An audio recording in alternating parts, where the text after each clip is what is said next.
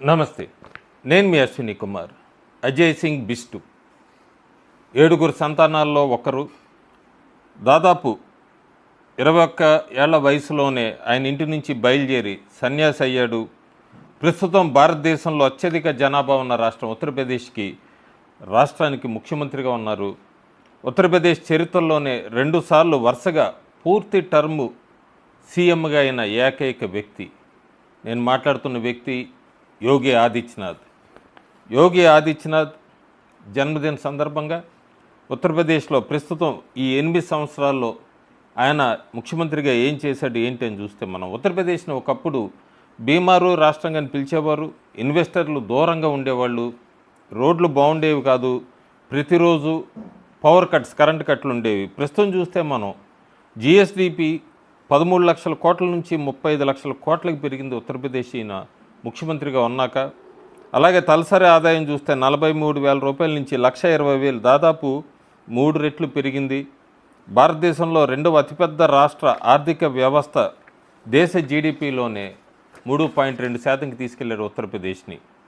అట్లాగే యోగి ఆదిత్యనాథ్ 2 సార్లు ముఖ్యమంత్రిగా పూర్తి చేశాడు. ఆయన పాలనలో చట్టం, శాంతి భద్రతలు ఎంత మెరుగుపడ్డాయంటే, దోపిడీలు 80% తగ్గాయి, దొంగతనాలు 77% తగ్గాయి, హత్యలు 41% తగ్గాయి, 1200కి పైగా ఎన్కౌంటర్లు, 80,000 మంది పైన నేరస్తులను జైల్లో వేశారు.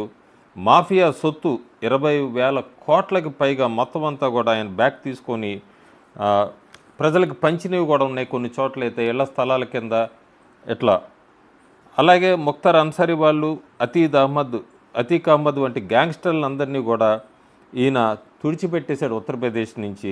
ఇప్పుడు ఉత్తరప్రదేశ్ రేప్ కేసుల్లో వీటిలో చూస్తే దేశంలో 23 స్థానంలో ఉంది. హత్యల్లో అయితే 24వ స్థానంకి వచ్చింది. ఒకప్పుడు ఉత్తరప్రదేశ్లో ప్రెస్ మీట్లు నేరస్తులు వీళ్ళు పెట్టేవాళ్ళు, అలాంటిది ఇప్పుడు రోజులంతా మారిపోయినాయి ఉత్తరప్రదేశ్లో.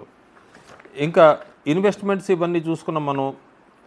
వీటికన్నా ముందు హెల్త్, తూర్పు ఉత్తరప్రదేశ్ కుటుంబాలు వైద్య ఖర్చుల కోసం తమ భూములను కూడా అమ్మేసేవాళ్ళు ఉత్తరప్రదేశ్లో. ప్రతి మాన్సూన్ సీజన్ వచ్చినప్పుడు ఈ జపనీస్ ఎన్సైఫలైటిస్ ఈ వ్యాధి పిల్లల్ని చంపేసేది. దశాబ్దాలుగా ఇది జరుగుతూనే ఉండేది. అలాంటిది యోగి ఆదిత్యనాథ్ వచ్చాక హెల్త్ ఇన్ఫ్రా పరంగా ఎట్లా ఆయన మార్పులు చేసుకొచ్చి అంటే, మెడికల్ కాలేజీలు 36 నుంచి 83 దాకా మెడికల్ కాలేజ్ వచ్చినాయి. 2 కొత్త ఎయిమ్స్ వచ్చినాయి, గోరఖ్పూర్ ఒకటి, రాయ్బరేలీ ఒకటి. జిల్లా హాస్పిటల్, డిస్ట్రిక్ట్ హాస్పిటల్స్ 100 పైన నెలకొల్పాడు ఆయన. 5.5 కోట్ల మందికి ఆయుష్మాన్ భారత్ ఈ గోల్డెన్ కార్డ్స్, ప్రతి కుటుంబానికి దాని ద్వారా 5 లక్షల రూపాయల ఉచిత చికిత్స జరగటం. అలాగే 75 జిల్లాల్లో డయాలసిస్ సెంటర్సు, 74 జిల్లాల్లో సిటీ స్కాను. ఇంకా ఈ జపనీస్ ఎన్సెఫలైటిస్ పూర్తిగా నిర్మూలించబడింది ఉత్తరప్రదేశ్లో. ఎక్కడా కూడా దాని బారిన పడి చనిపోతున్న పిల్లలు ఎవరూ కూడా లేదు. జీరోకి తీసుకొని వచ్చాడు ఆయన.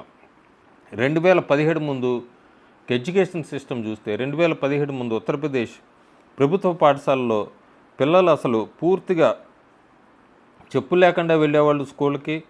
1,56 లక్షల పాఠశాల గోడలన్నీ పడిపోతూ ఉండేవి. ఉపాధ్యాయులు వచ్చేవాళ్ళు కాదు స్కూల్కి, పిల్లలు చదువులు మానేసేవారు. అలాంటిది 2017 నుంచి 58 లక్షల మంది అదనపు విద్యార్థులు చేరారు ఈ గవర్నమెంట్ స్కూల్స్లో. పాఠశాలలో చేరిక 1.34 కోట్ల నుంచి 1.92 కోట్ల వరకు పెరిగింది. ఈ ఆపరేషన్ కాయకల్స్ పాఠశాలలన్నీ కూడా కొత్తగా అభివృద్ధి చేశారు. 8.5 లక్షల ప్రభుత్వ ఉద్యోగాలు, వాటిలో 1.75 లక్షలు మహిళలకని ఇచ్చారు. అలాగే పూర్తిగా మహిళా ఉద్యోగాలు 13.5% నుంచి 30% దాకా పెరిగింది. అన్ఎంప్లాయ్మెంట్ పూర్తిగా 19% ఉండేది, 3%కి తీసుకొని వచ్చారు ఈ 8 సంవత్సరాల్లోనే యోగి ఆదిత్యనాథ్.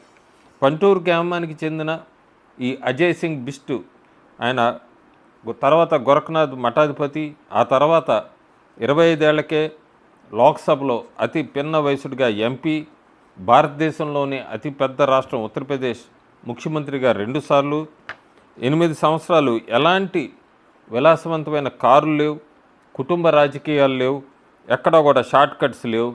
అలాంటి వ్యక్తి జన్మదిన సందర్భంగా యోగి ఆదిత్యనాథ్ మళ్ళీ 3వసారి 2027 మార్చిలో కానీ లేదా 2026 డిసెంబర్లో ఉత్తరప్రదేశ్ ఎన్నికలు జరగచ్చు అంటున్నారు. మూడోసారి ఖచ్చితంగా ముఖ్యమంత్రి అవబోతున్న యోగి ఆదిత్యనాథ్కి జన్మదిన శుభాకాంక్షలు జర్నలిస్ట్ ఏకే ద్వారా. Thank you.